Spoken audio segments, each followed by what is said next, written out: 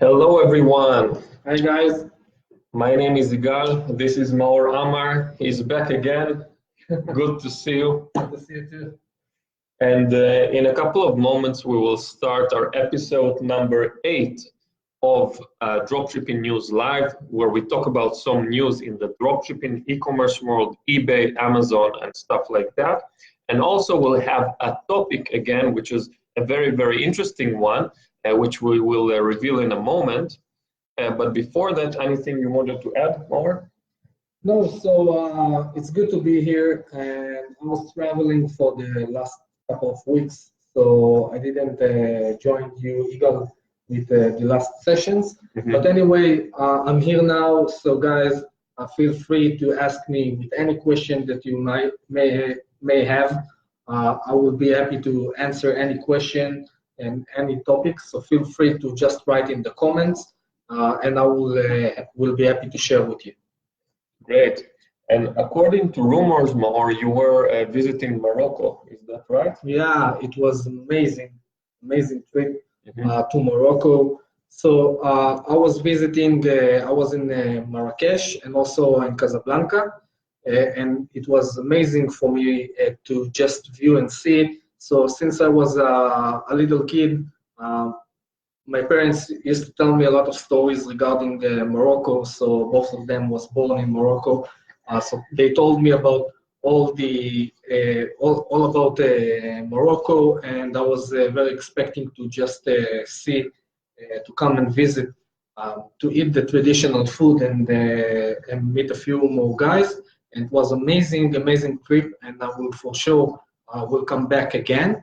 But what was most amazing for me is that we did a conference with 200 people that joined us to a session where we were speaking regarding dropshipping, sharing all kinds of tips between each other.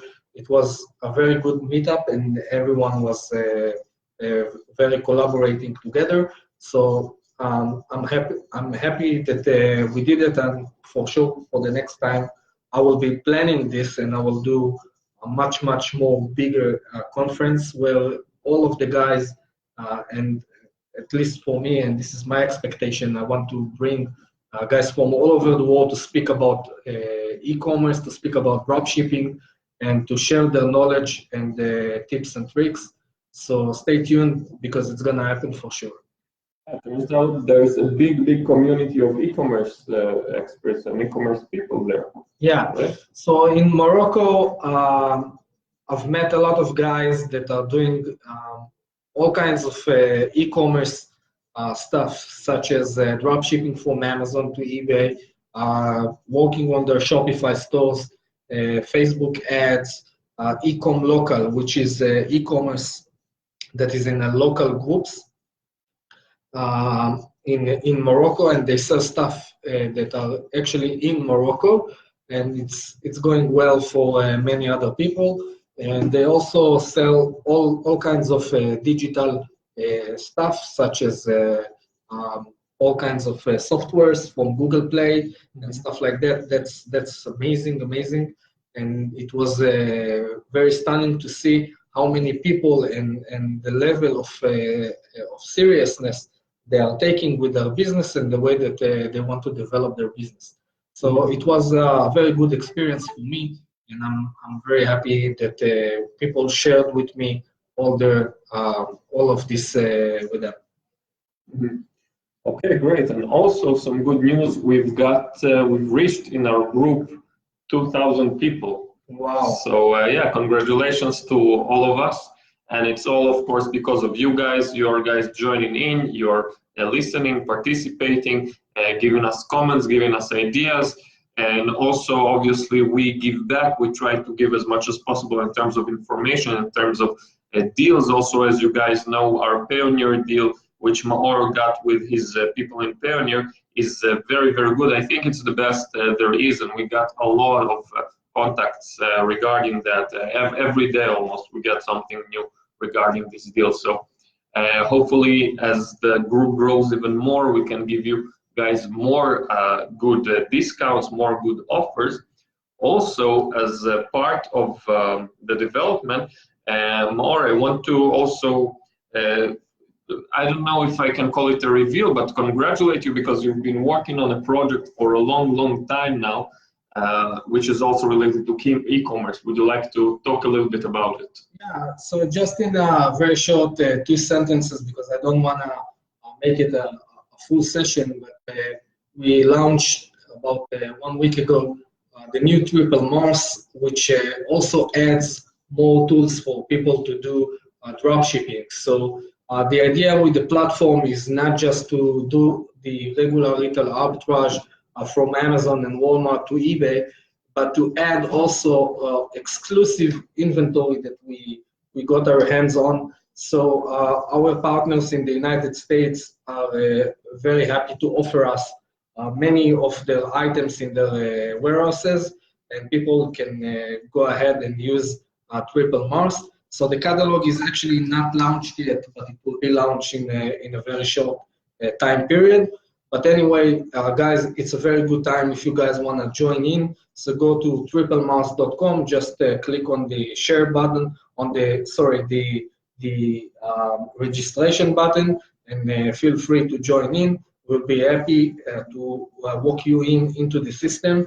And also, you will be able to watch many of our videos inside Triple Mars system for free. So join in and feel free to watch. Yeah. Also some courses that we offer there for free that actually cost money. So you're saving just with that. Okay, yeah, but again, as Maor said, we'll talk about it a bit more in the future. For now, what we want to do is talk about a few topics that we have. By the way, hi Liran, hi Feta. Thank you for the like. If you're here, like, share, and comment with questions.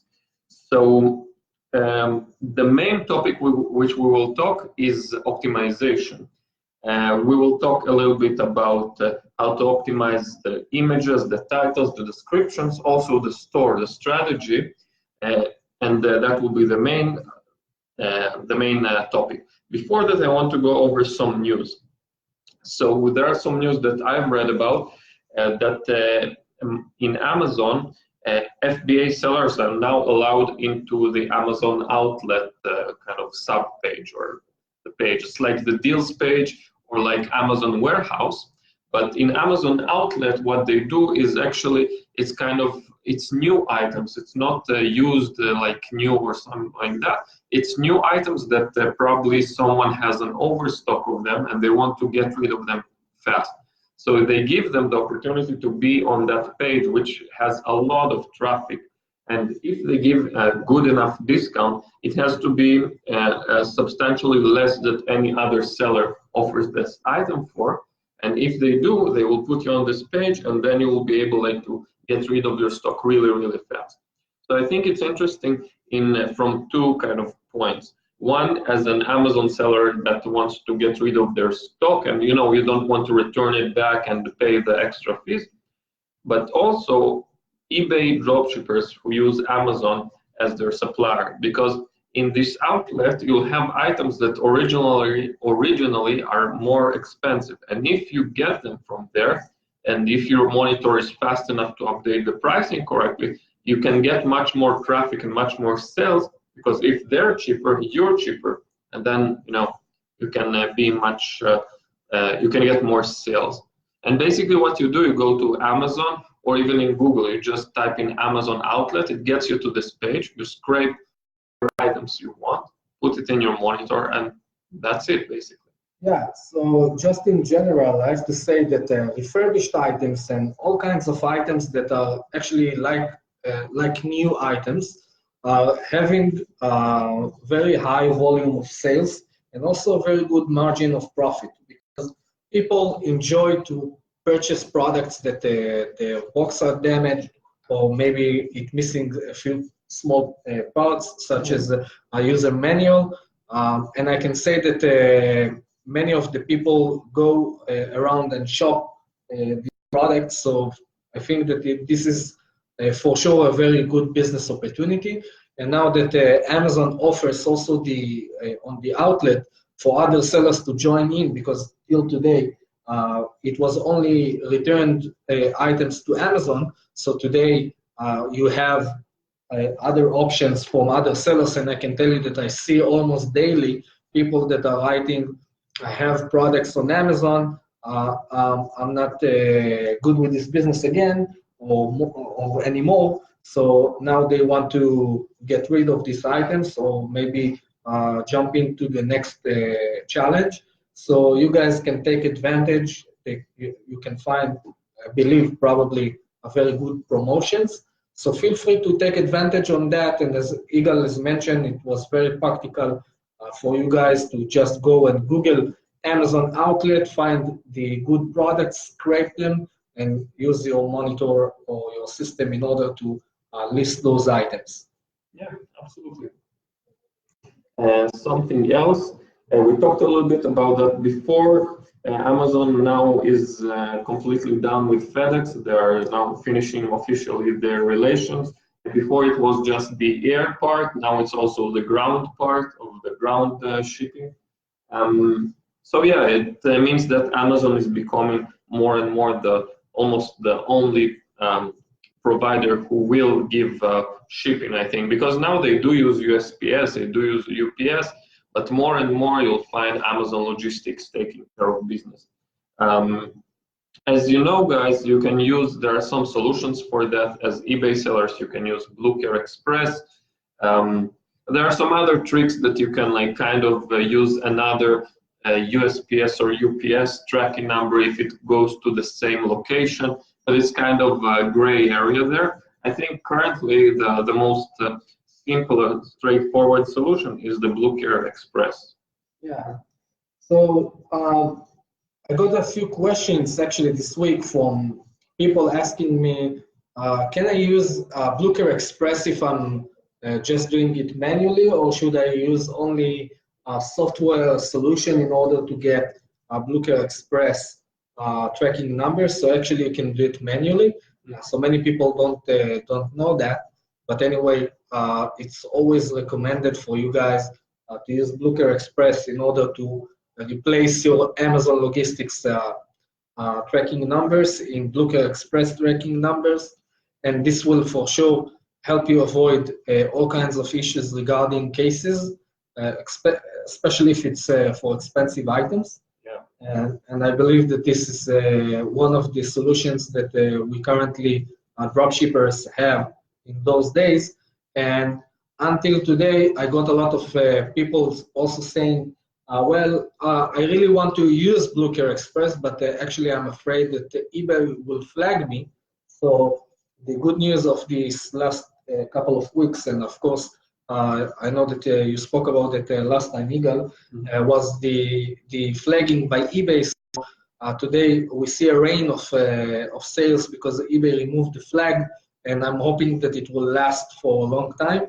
But anyway, it's a good time for you guys to go ahead and automate your business and use as many advantages as you can. So I'm hoping that it will last forever, but who knows?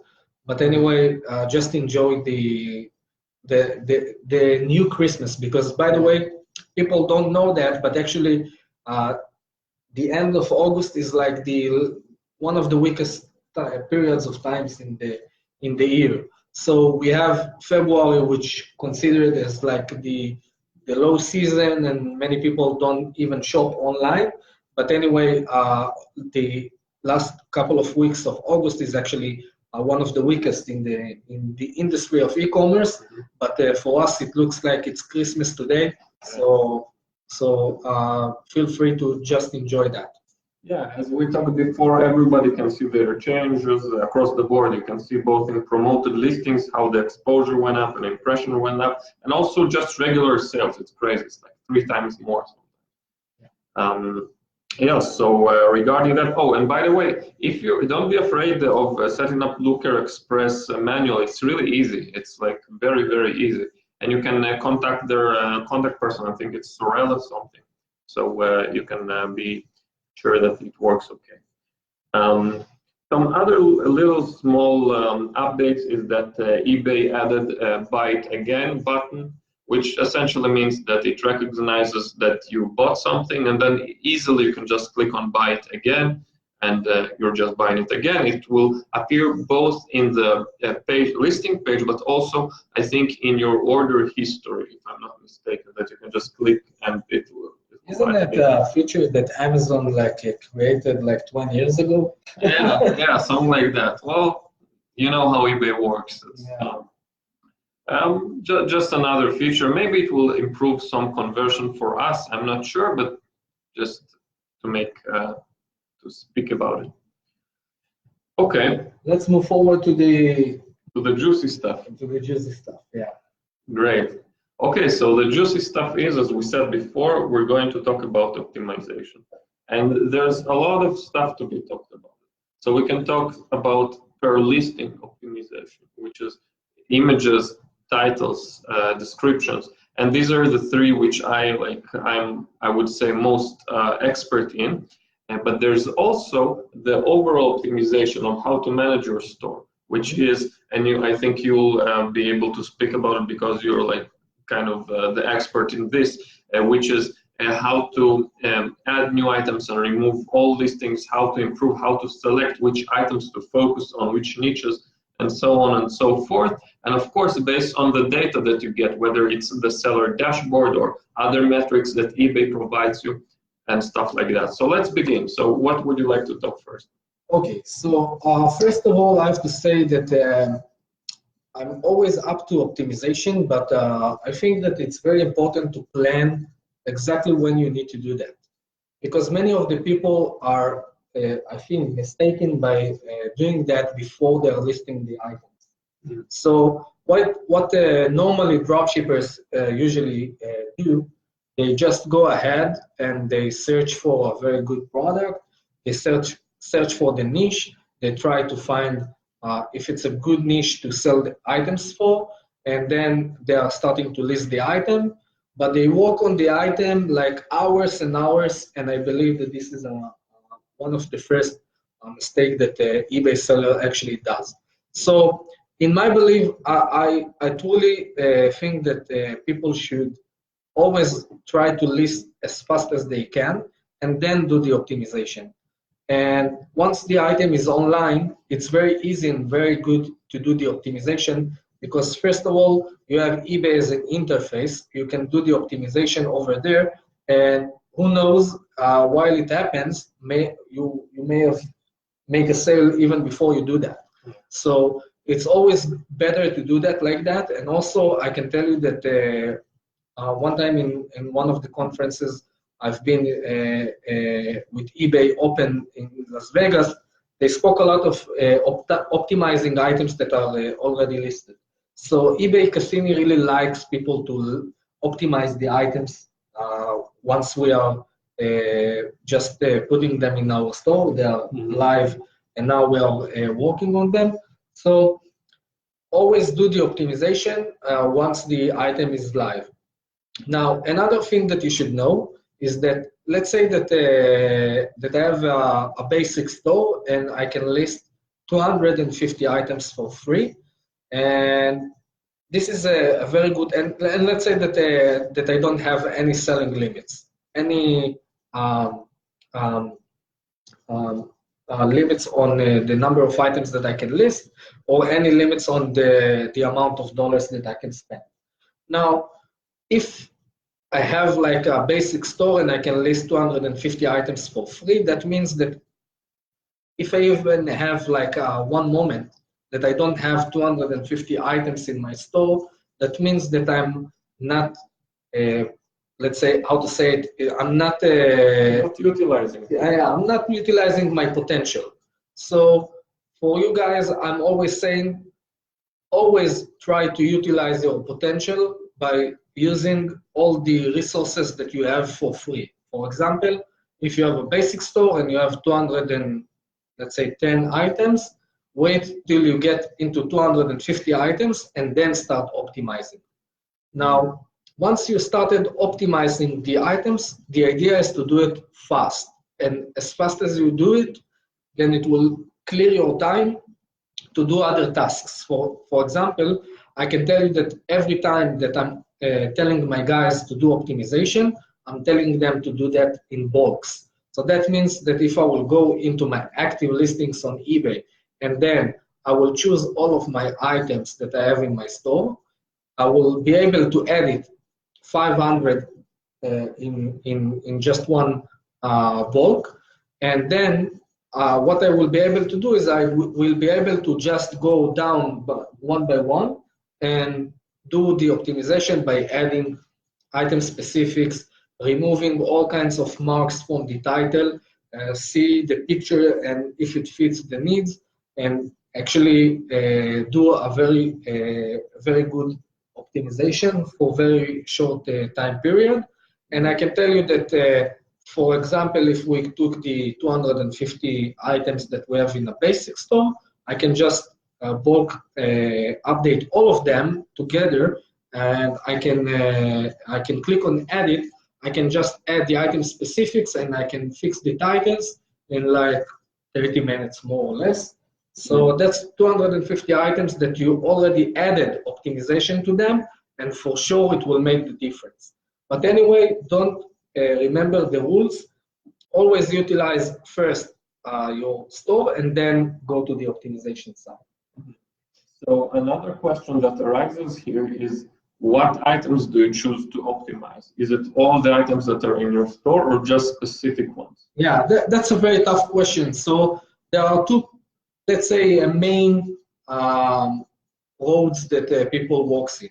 So the first road is that I should always optimize the items that are most selling. So I know that this is your approach actually, because it doesn't worth to spend time on items that are not selling, because most likely you will be removing them very shortly. Now, I know that this is your opinion, but actually I think that it's somewhere in the middle. The other road is, of course, optimizing the items that are not selling and then receiving more and more sales for them. So I believe that it's somewhere in the middle, because I don't, probably I shouldn't touch any of the items that are my top sellers in the account.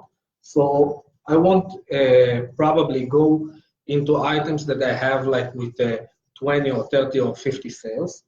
But most likely I will go to items that are having like one or two or three of sales, and I will try to get more and more sales into that by, I don't know, trying to change the title, the description, the pictures, try to see the competition, maybe even lower the price, because as you know, one of the biggest advantages that we have in e-commerce, especially in dropshipping, is of course the price. Yeah, for sure. But how about items that have zero sales? Will you touch them? Yeah, so the idea is to always do something that I call the circulation.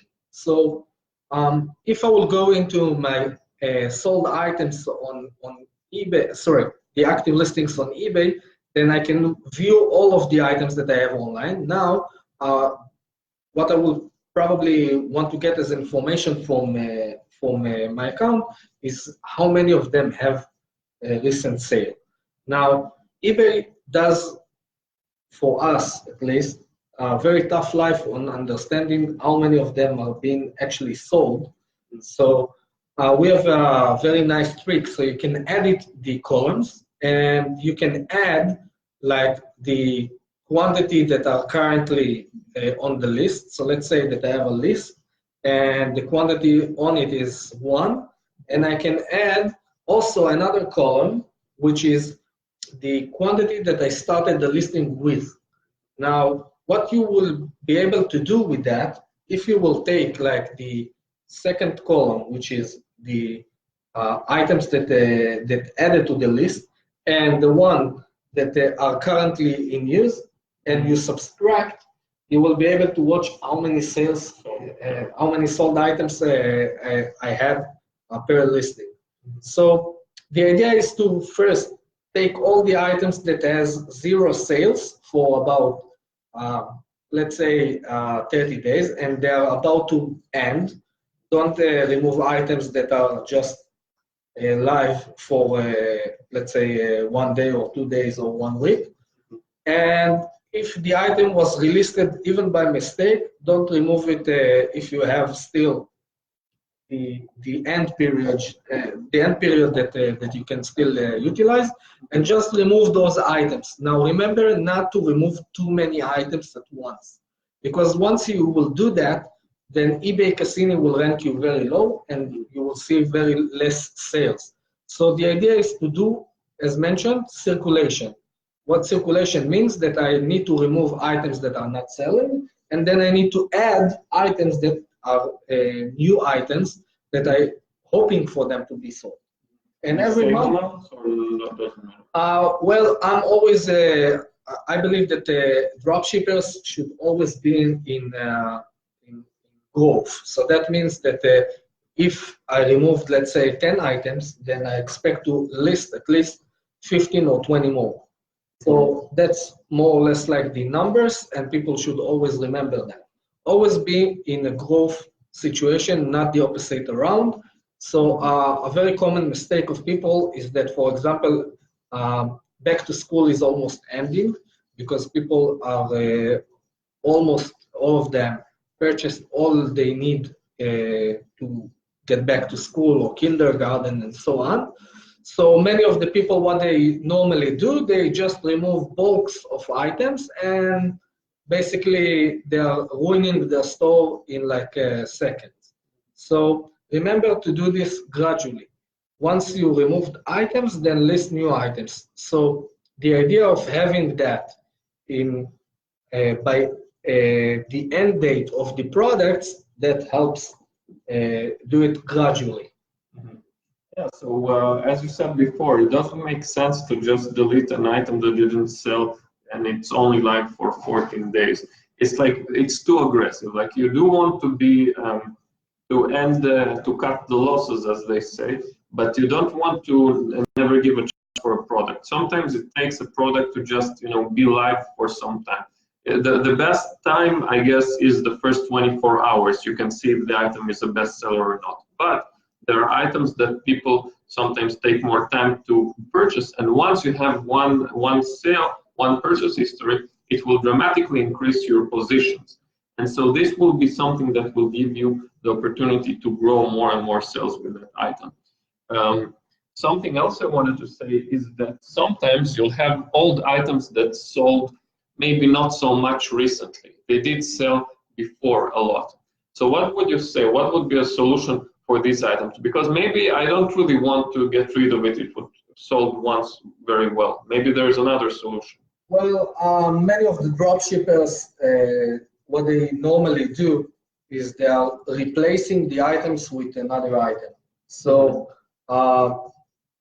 many people don't just remove items that are out of stock for a long time, or don't remove items that has a very high history of sales.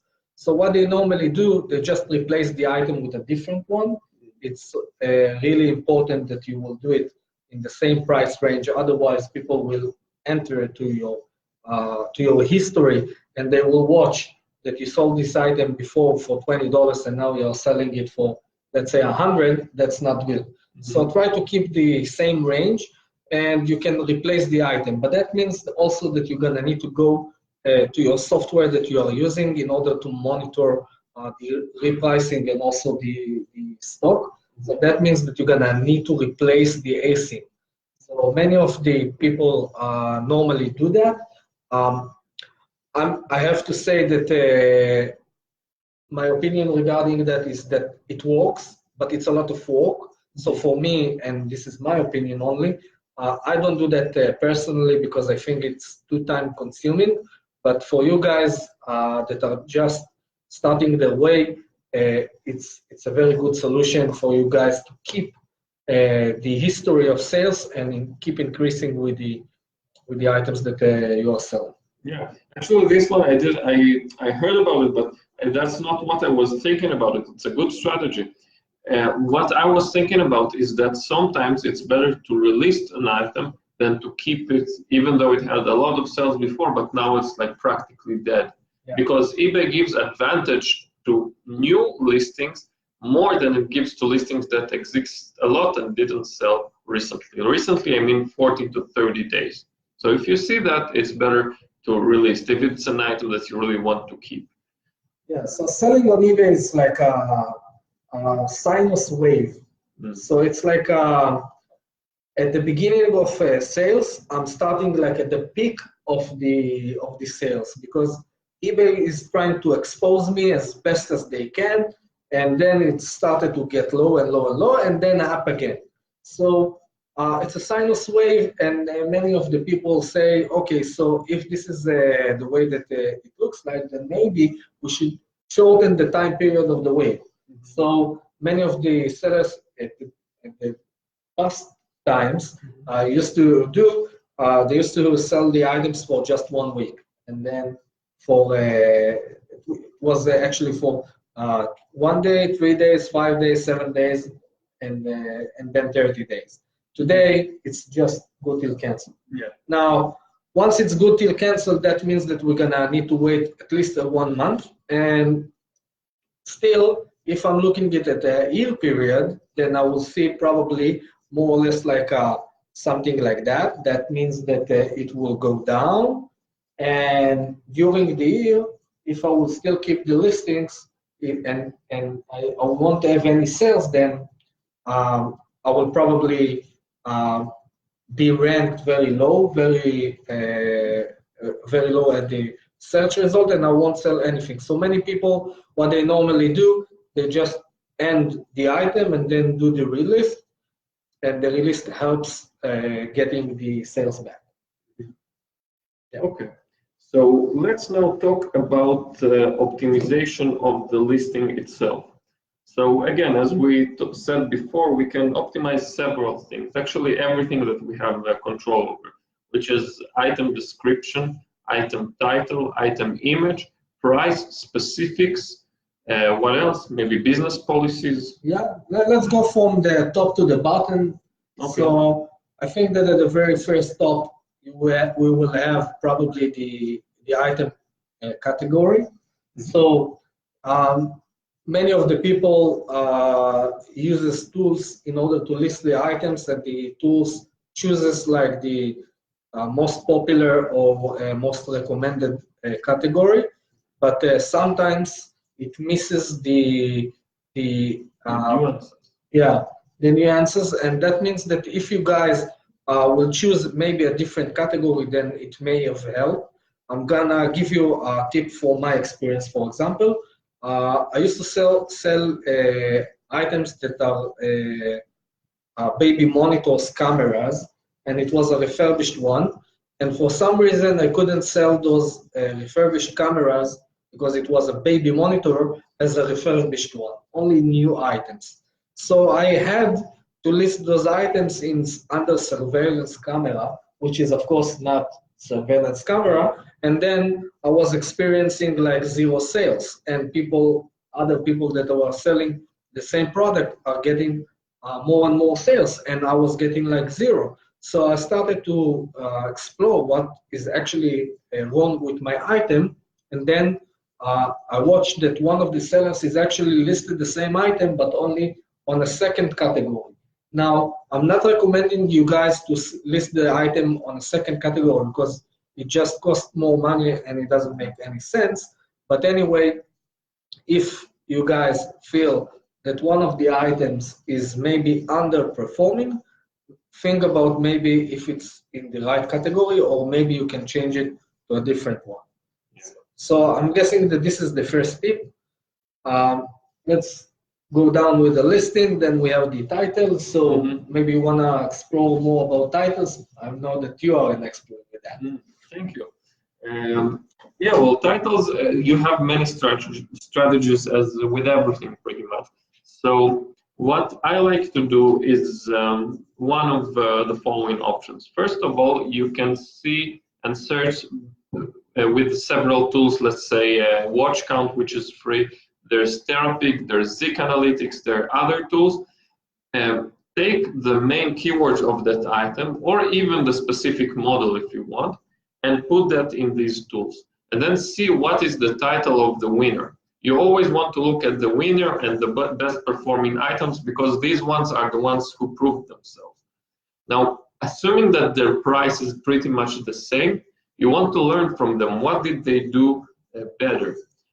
If it's the title, see if they're using some good keywords. See if the title is using the whole 80 characters, because you know it's like a gift from eBay. If you don't utilize 80 characters, or let's say 76, 77, you're just missing out on potential sales. People will just not type in, like they type in something else and your listing won't appear. So look at the best sellers, see what they put there, and try to make your title as close as possible to theirs. Now, I'm not saying that you have to copy their title one to one. It wouldn't be very, very fair and very smart in the long run, but you can absolutely take their title, change the placings, change the keywords, change the synonyms a little bit, so it would be your own, but still you'll get a lot of insight from them. And also you obviously can look not at the best-selling one, but at the best-selling 1, 2, or 3 listings at the top. So I would say this is kind of the most straightforward. Now, if you want, you can also use other techniques. For example, I used to use synonyms. I go to the site called synonyms.com or synonyms.com, and I put the main keywords of the items. And then I see what are other similar keywords that also are like explain the same thing, and I would put them also. Another thing you can do, and this works if you, for the eBay example, it works with the Firefox. With Chrome, I think they don't allow it, which is using the search box in eBay. You know, in eBay, you can just put in the keywords that you want, and then after that, it will show you what other words people add once they type in what you type. Yeah, if it doesn't work for you, you can go to eBay UK for sure there. Yeah. So basically what you do is you type in the main keywords, 1 or 2 keywords that describe this item, and then you see what the other keywords that appear. And you'll see it will both give you ideas for the item that you're selling to put in the title, but also it will give you ideas to similar items. Because if you're selling, let's say, I don't know, computer keyboard, you type in computer, and then you'll see what other very popular keywords people use. So that's a very good insight. I know people have a lot of success with that because it's based on eBay's live data that they have of what people are searching. So that's regarding that. You can use also Amazon for that, by the way. In Amazon, it works on all browsers. You can just type in the keywords and you'll see what other keywords are suggested. So, I mean, I can go into a lot of more detail, but I think these two methods are enough. I think the best method is to go for the winners, see what they're selling, what they're typing in the title. Yeah, I'm going to give 2 short tips regarding the title. First, I already discussed about it in one of the videos, I'm not sure which one, but always try that the 4 first keywords that you are putting in your title, it's like you are describing the item to a blind man. So think about whatever you are selling, try to describe it like you are trying to sell it or tell it to someone that is blind. So this is like the first tip. Second tip is that what I always like to do is I'm looking for a similar product on Amazon that is a bestseller or has a lot of sales, and I'm actually taking titles of a different product, but is very similar to the ones that I'm selling. So if it's a generic item, let's say it's a teddy bear, then I can for sure use a different title of item that are selling. We can take it either from eBay or either from Amazon, and you can use a different title that for sure will give you an advantage. So that's my tips, at least for the titles. And as mentioned, I'm not a big fan of fixing titles, so just to say. Yeah, this is something that fits more maybe sellers who are small to medium in terms of listings or just starting out. It will be a good way to learn how eBay Cassini works, how the ranking works. When you're selling a lot of stuff, like 10,000 items or more, it wouldn't make sense to go over everything. I would say go over, items that are the most converting or items that have the most potential, meaning they have many people looking at them, impressions or clicks, but still are not selling. So that's my take. We can talk about images now. Yeah. So I'm guessing that you guys probably have seen Eagle very fascinating videos regarding how to optimize your images. So if you didn't see them yet, you can always go to the top of the group. You will have the posts that are pinned to the top, and you can find very good videos that shows you exactly how to optimize your pictures. Now, the only tip that I have regarding that is to try and find as many pictures as you can, and if you can, try to use different picture other than your competition. By the way, I've met a lot of guys that are doing exactly the opposite. Like they're sticking to the same image exactly like the competition, but only what they do, they just lower the price a little bit.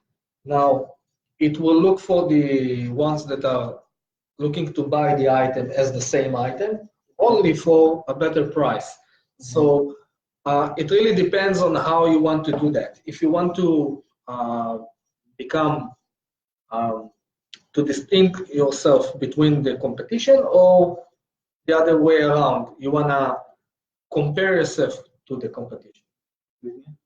Yeah, another thing regarding the images is that you can, in many cases, find different images using, let's say, Walmart or Home Depot or Office Depot. No, Office, how is it called? I forgot. Well, many other alternative sites that also have this item, and maybe they have a different item, a different image than Amazon. And this can be a big advantage because, as Maor said, you can be as the competition, but eBay Cassini recognizes that you're using the same exact image. So once it sees that it's another image, even if it's very similar but different a little bit, it will give you a little boost. And this boost may be the snowball rolling, because you'll start to get sales. The sales get your listings higher in the ranks, and this gives you more sales.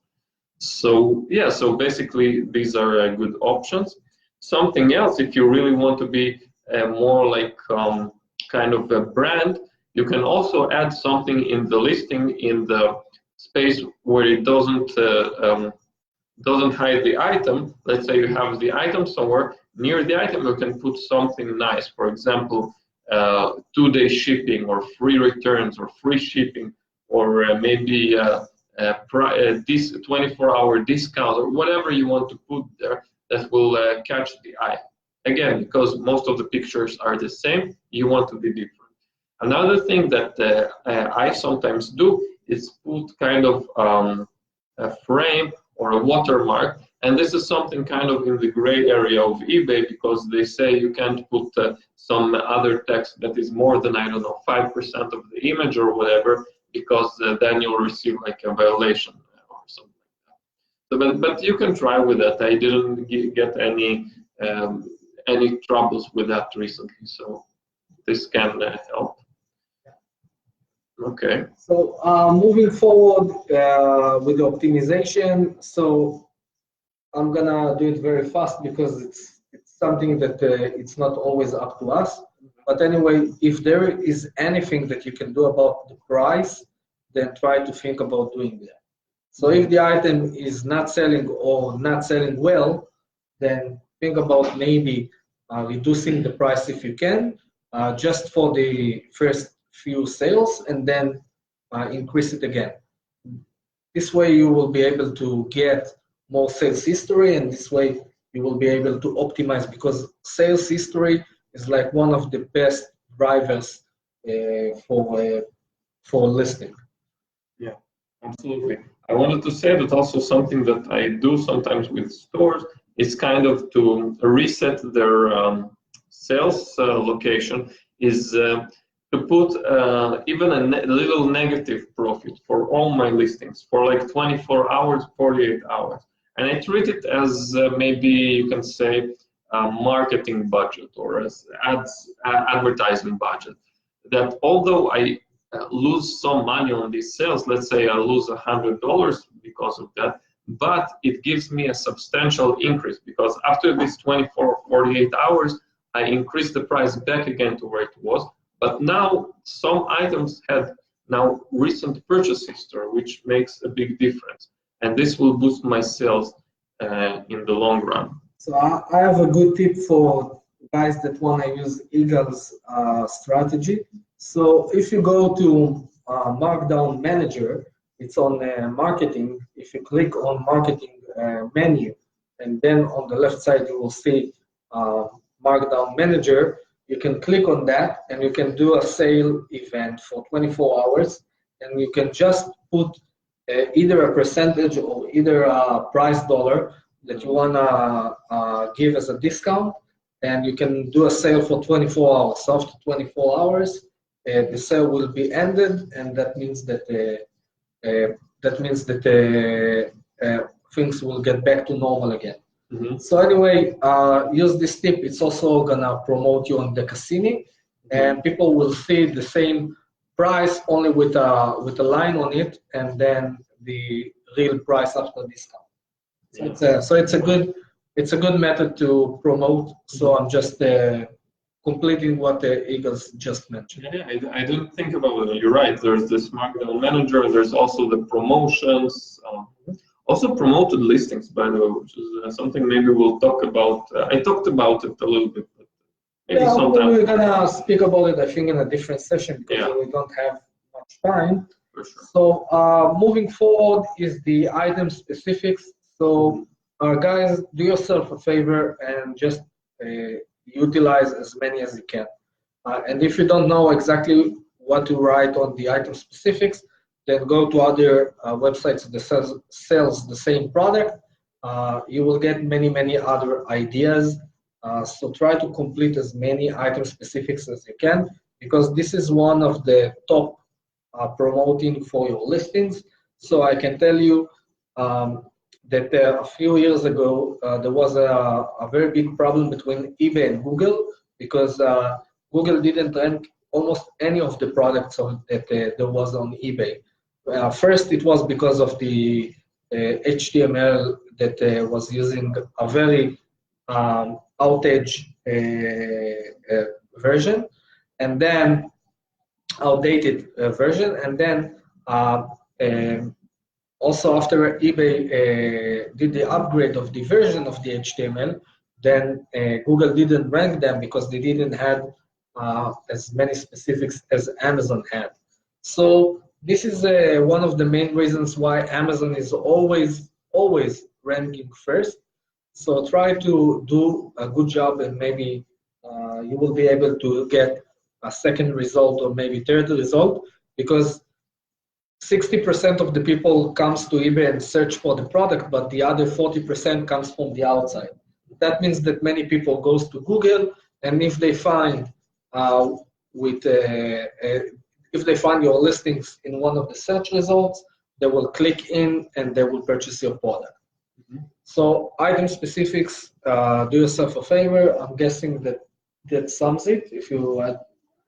Well, something that you can do as well is look at a very successful seller of the same item. See, maybe they have some good item specifics that you're missing. Sometimes you'll find something, sometimes not. But overall, it's good to study the winners. It's good to see and understand what makes them sell more. Images, titles, item specifics. Maybe now we can go also and talk about description. Yeah. So in the old days, I believe that the description had much more significant weight in optimizing listings, because eBay provided a lot of tools from the outside and from the inside in order to make as best and beautiful listing description as possible. But as long as eBay is trying to become more Amazon-like, that means that they are trying to become like a catalog. So that means that they are going into standards. And also I believe that in the last 5 years, what was changed most was the mobile view. So many of the people are loading the item from the app or from a mobile view. So that means that if the listing is too heavy, if you have an HTML that has too many parameters inside, then that means that the listing won't load fast enough and people lose patience in mobile. So if you didn't cut them in like the 2-3 seconds that they are watching the listings, they're gonna just abandon the listings and they will move on. So anyway, I think that still we do have a little space to do a few changes and a few things. So images, images, images. That means that if you are trying to make your listing more attractive, just add images, even if they add, even if you added them in the photos area, also add them or try to add them with the description. So I'm guessing that that this is like the biggest tip that I can provide regarding description. But anyway, always try to check yourself. So there are a lot of websites that you can check your HTML and see how it looks like in a mobile. So try to view yourself. Try to search for the product yourself with using mobile or using the app. Try to see how it looks like. And if it works and it looks like something professional that you can utilize and use, then that's good enough. If it needs or require any adjustment, just do that. Yeah, and as you said before, people now almost don't bother reading the description from the phone because it's not even if it's designed really well and you use templates, it's kind of difficult to read the small letters and stuff like that. So they just see if the picture, the price, the title is good enough for them and the item specifics because they are more structured than the description. They buy it, if not, then not. So yeah, but still description, well, yeah, images is very important, as you say. I also think so. You know, you can sometimes, if you want to take the extra mile, the extra step, you can do two things. You can add, let's say, something about yourself, about your store. Hi, I am so-and-so. This is my store. Welcome. Maybe your image, it creates a better connection. They can see that they're talking to a real person, not like in Amazon, that it's like just a catalog and no one really is behind it. Another thing that I used to do is to say every purchase gives you a bonus. And this bonus for me, I usually put ebooks. Yeah, because ebooks are free for me. There are free ebooks that you can find. They're legally free. On Amazon, you can just Google it or go to Amazon and write free ebook. Exactly, yeah, and you can just create it and automatically ship it to people, send it to people who buy from you. It gives you an edge over the competition. Yeah, it gives you like an extra points. I can tell you that people really like gifts. So in the old days, I used to sell photography bags. So and it was really inventory that I used to purchase here, and I used to sell it to the wall.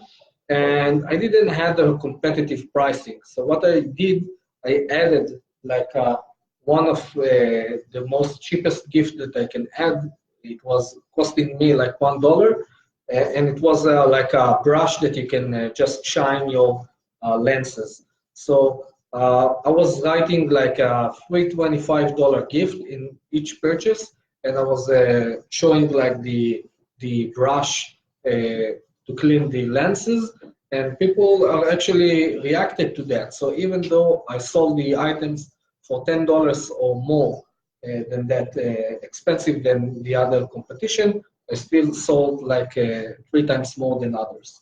So that's another advantage that you can put in your description. But anyway, keep it simple, keep it short. Don't try to do many things. And just to relate to what Eagle mentioned, so I was teaching in one of the diamond markets in Israel, which is a very big market, and many of the sellers has a very famous history of selling diamonds all over the world, and the way that the grandfather used to shine the diamonds. So anyway, this is a very good story if you want to sell stuff like that, if you want to sell jewelries, if you want to sell collective items, if you want to sell even music. This is something that people can relate to, art or stuff like that. So if this is the niche that you are working on, then for sure try to use it as an advantage. Yeah, it kind of also adds like branding or something that can make people remember you specifically, and then they'll go and search your store instead of just searching for an item in the search box. All right, I think this wraps it up. Yeah. Do you want to add something else, Maor? No, so I just want to say that, guys, this is your time to ask us any questions. So in the next 5 minutes, we're gonna give you the time to ask any question if it's related to the topic that we just spoke about, or if it's related to any other topics. So feel free to write to us, and also do us a favor, like us and share, because this gives us the power to continue doing that, and we are getting a lot of very positive feedbacks from you guys with private messages, but also we're gonna need your power in order to spread the word and help us do another job. So hi, Maor from Payoneer. Thank you for joining us. Yeah. Okay, so let's give a couple more minutes for that. Meanwhile, I'll give you just a short a summary of what we talked about. We talked a little bit about eBay news, about Amazon outlet, and how we as eBay sellers can take advantage of that. We talked about that Amazon is ending completely their FedEx integration as a logistics partner.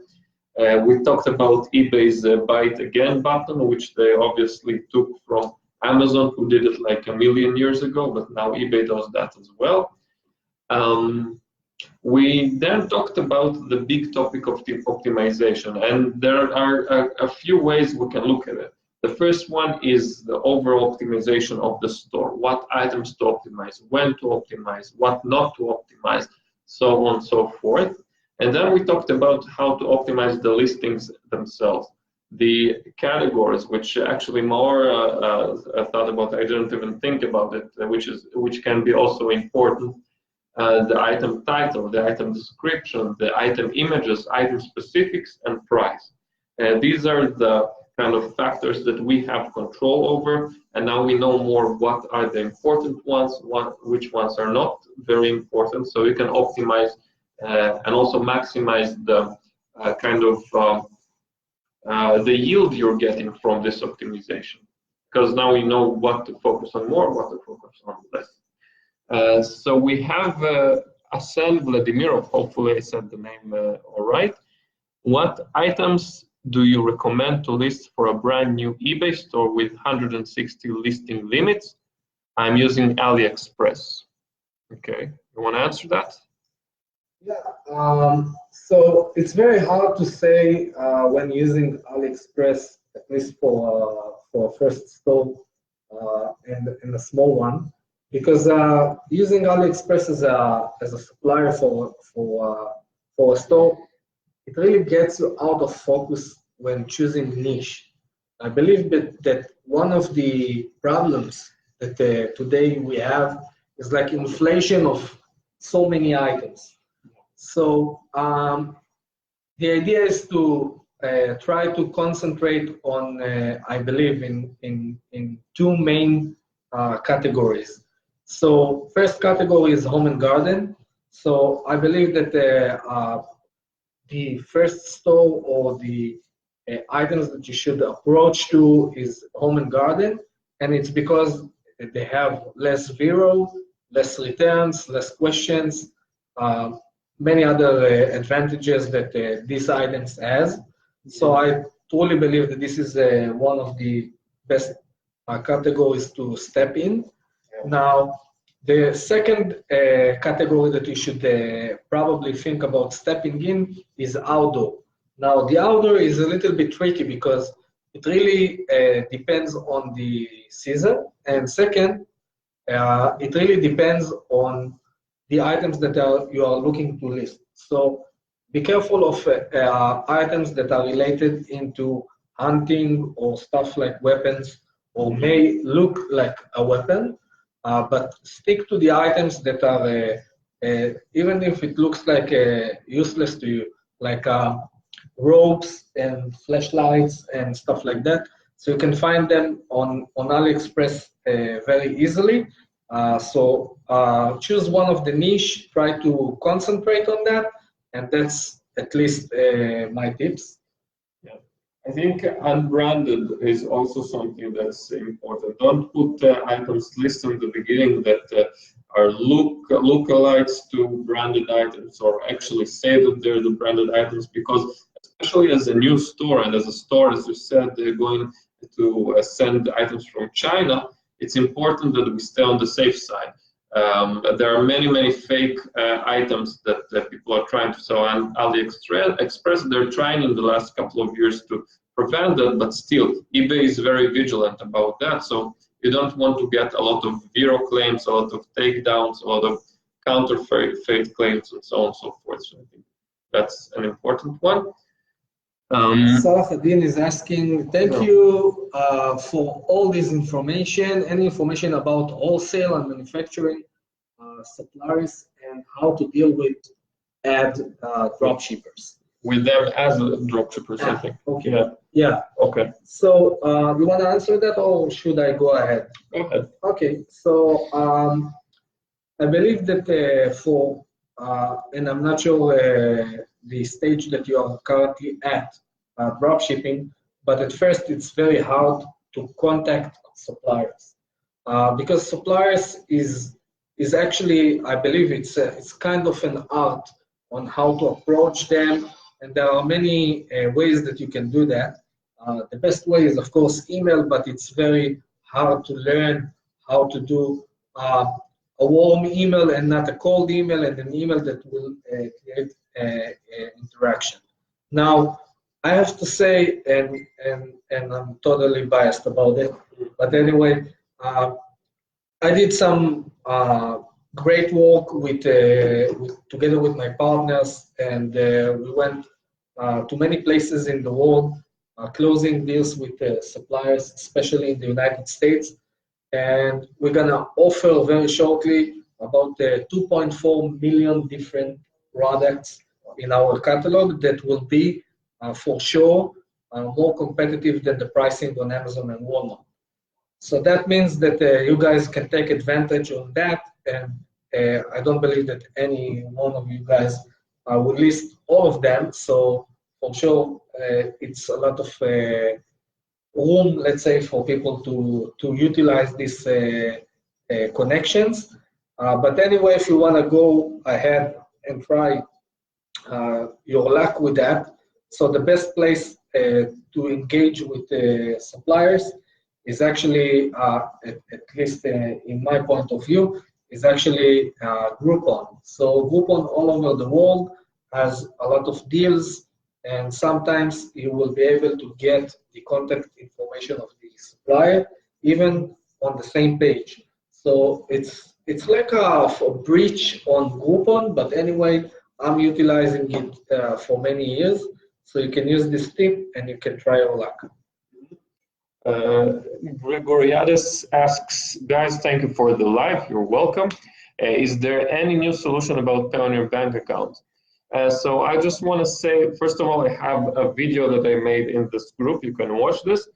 Secondly, I think the most effective approach is, if it works, great. If not, ask them to add a new US bank account. I usually have success with Community Savings, Federal Savings Bank. They can assign you not just one or two, they can assign you 4, 5, or 6 accounts until one works. And finally, it should work. Usually, PayPal has like a certain bank of numbers that it blocks, but also there are always new numbers that are added for bank accounts that they're still not blocked, so you can use that. Also, as I said in the video there shortly, just call PayPal, try to do that manually, try to call them several times. But if you combine all of these solutions, absolutely you will be able to connect Payoneer. I did it recently with my new accounts. Other people do it with their own accounts, so that's possible. So I know our friend from Greece for private messaging. Okay. So I'm just gonna say that we spoke a lot about it, and one of the issues that people encounter in several states, it's not in all states, is that sometimes PayPal is asking for a utility bill, and that's one of the issues. So we are looking to, and I'm sorry, I said utility bill, but I meant statement. So they ask for a statement, so you can show it's like a real bank. I can say that a few things that try to replace, first of all, the banks with Payoneer. So they have the option to give you Bank of America, they have the option to give you First Century Bank and other banks. So try it first, try Igor's advice and watch his video. And if it still doesn't work, we're gonna try to find more and more solutions. We really hope to have that. Mm-hmm. Okay, so I have 3 accounts now, and they were able to provide me a statement, but it's written Payoneer. I have tried 5 times, but I will try again. Okay, so yeah, update us regarding that. I'm not sure regarding the statements. I think you know better regarding that. So do you have any other tips regarding that? Well, there is no way, at least that I know of, to provide statements that PayPal will, let's say, like. Mm-hmm. But anyway, that's the best we can do. We still don't have a permanent solution, but if we will have, we will be happy to share with of course, everyone in the group. So it's good that we are talking about this, because this is one of the issues that are coming in for us, and it's very good to at least know them, so we can try and figure out a perfect solution with guys from Payoneer and PayPal. Okay, and with that, it's time to end this session. We went a little bit overboard with the time, but it was fun. So thank you very much. Thank you, everyone watching. Thanks, guys. Thank you, Maor. And we'll see you next time on Monday, 4 p.m. as always. Thanks again, and see you soon. Bye, guys. Bye-bye.